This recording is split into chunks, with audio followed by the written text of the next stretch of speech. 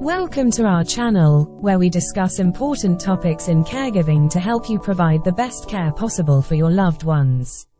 Today, we're diving into the crucial issue of understanding and addressing risk factors for adult and child abuse. Potential risk factors for abuse.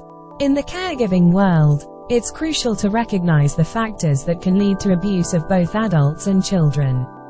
From previous experiences of domestic violence to financial dependence and mental illness, there are various risk factors that can make individuals more vulnerable to abuse.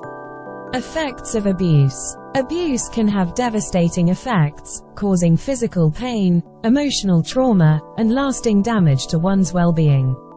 It can make it difficult for individuals to trust others, form healthy relationships, and lead fulfilling lives. Types of adults abuse. With both adults and children, there are a variety of signs that show that they may be suffering from abuse. These signs can vary depending on the situation and are outlined here. Physical abuse. These can include bruises, broken bones, cuts, or other untreated injuries in various stages of healing. Sexual abuse. Bruises around breast or genital areas. Signs of sexually transmitted diseases, STDs. Emotional abuse. The adult is upset or agitated, withdrawn, non-communicative, or paranoid. Neglect, including self-neglect, dehydration, malnutrition, pressure ulcers, poor personal hygiene, unsafe or unsanitary living conditions. Financial abuse. Unusual banking activity, missing financial statements or other personal items such as jewelry, signatures on checks that do not match the adult's signature. Types of children abuse. Emotional abuse, eating disorders, speech disorders, development delay, cruel behavior, behavioral extremes. Neglect, poor hygiene, absenteeism, hunger, tiredness, begging for or collecting leftovers, assuming adult responsibilities, reporting no caretaker at home.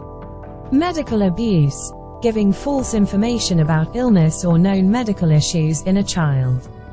Putting the child at risk of injury and unnecessary medical care. Recognizing the signs of abuse is crucial for caregivers to intervene and protect those under their care. Duty of a caregiver in regard to abuse. As caregivers, we have a duty to report suspected abuse and neglect. Prompt reporting is essential to ensure that vulnerable individuals receive the help and support they need to stay safe.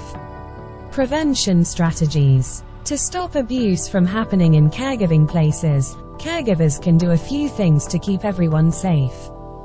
First, the agency can make sure they pick caregivers carefully by doing thorough checks on their background and history. This helps make sure only trustworthy people are looking after others. Second, caregivers can encourage everyone to talk openly about any concerns or worries they have. This way, if something seems wrong, they can talk about it and fix it before it gets worse. Finally, it's important to set clear rules about how caregivers and clients should behave and what to do if abuse is suspected.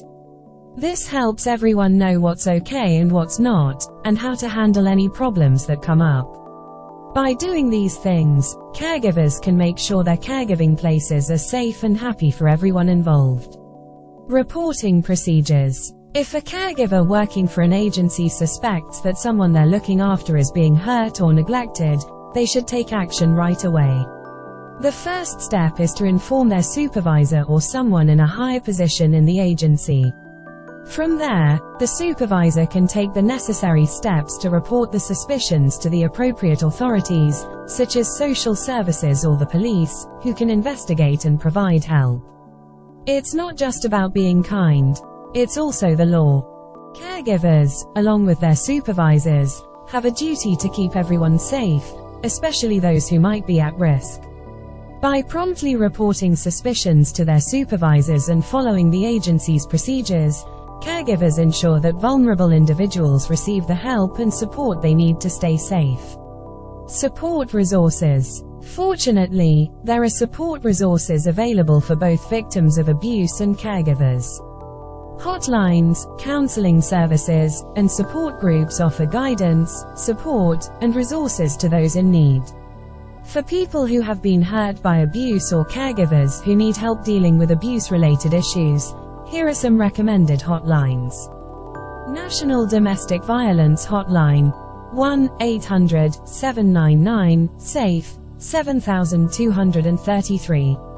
Child Help National Child Abuse Hotline 1-800-422-4453. National Sexual Assault Hotline 1-800-656-HOPE 4673.